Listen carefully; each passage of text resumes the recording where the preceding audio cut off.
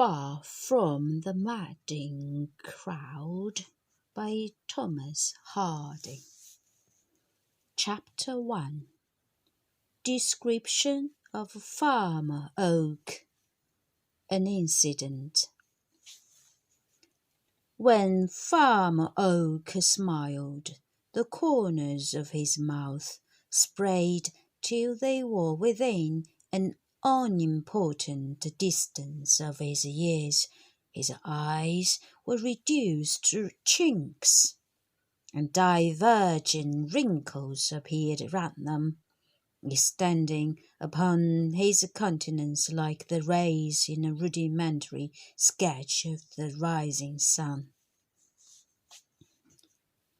His Christian name was Gabriel, and on working days he was a young man of sound judgment, easy motions, proper dress, and general good character.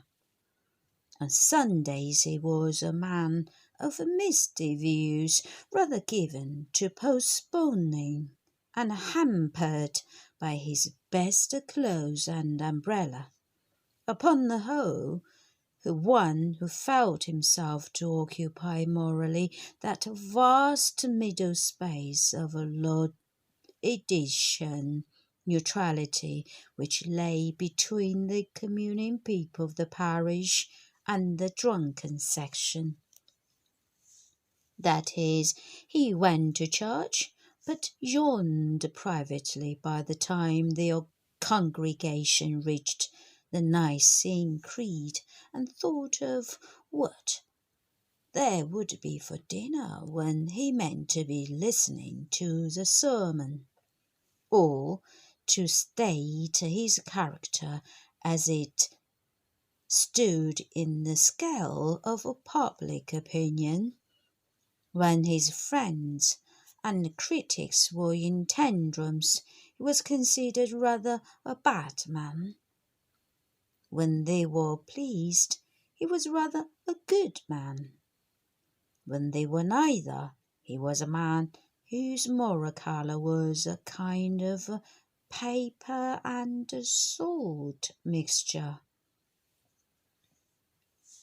Since he lived 6 times as many working days as Sundays, Oak's appearance in these old clothes was most peculiarly his own. The mantle picture formed by his neighbours imagined him being always dressed in that way. He wore a low-crowned felt hat, spread out at the base by tight jamming upon the head for security in high winds, and a coat like the Dr. Johnson's, his lower extremities being encased in ordinary leather leggings and boots emphatically large, affording to each foot a roomy apartment so constructed that any wearer might stand in a river all day long and know nothing of damp, their maker being a conscientious man who endeavoured to compensate for any weakness in his cut by unstinted dimension and solidity.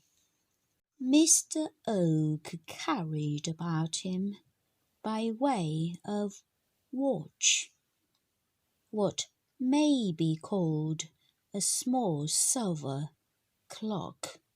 In other words, it was a watch as to shape and intention, and a small clock as to size. This instrument being several years older than Oak's grandfather, had the peculiarity of going either too fast or not at all.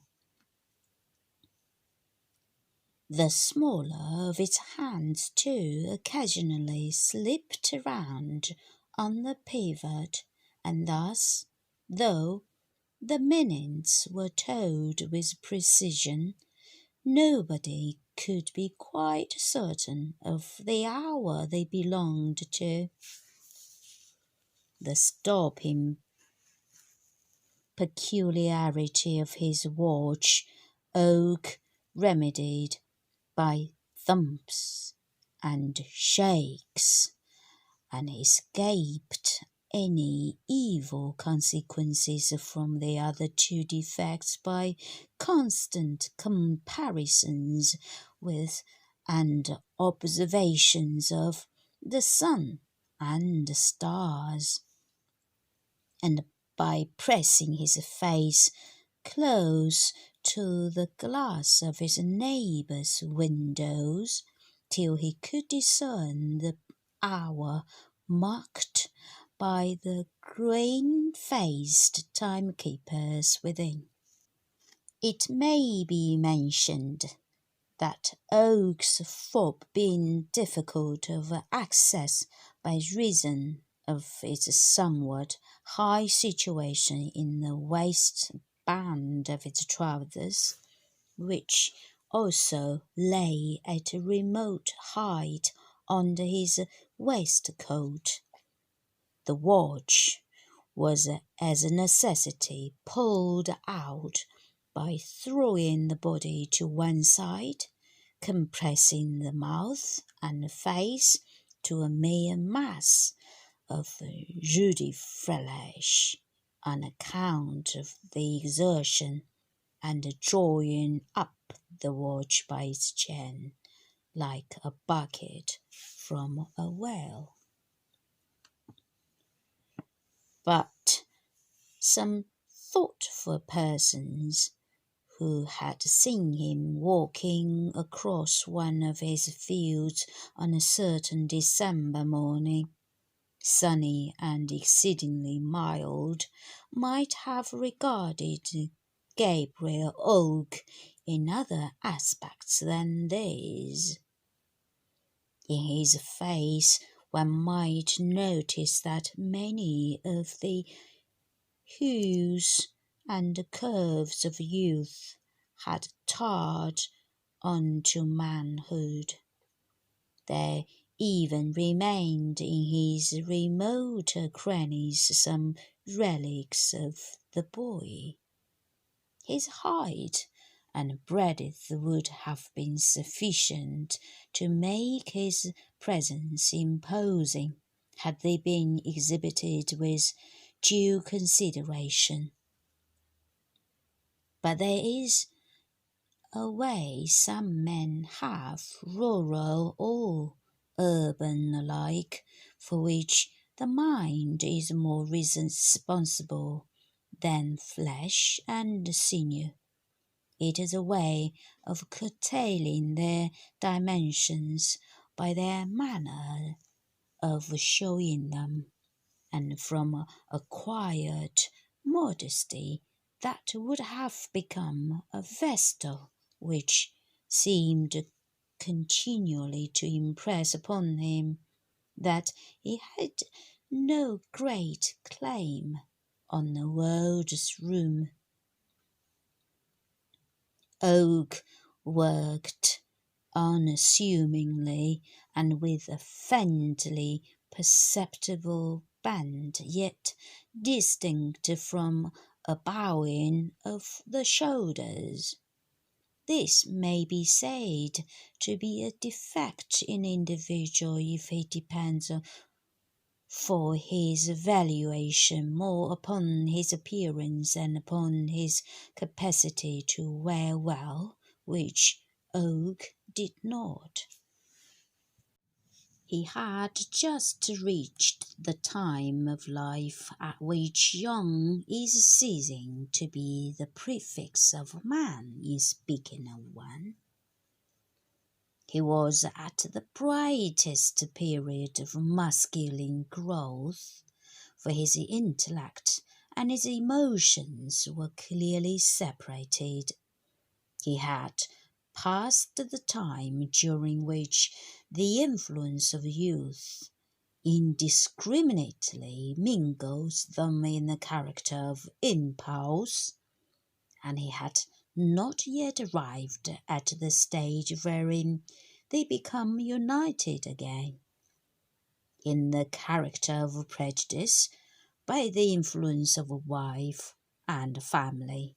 In short, he was 28 and a bachelor. The field he was in this morning sloped to a ridge called Knockham Hill. Through a spur of this hill ran the highway between Emister and Chalk Newton.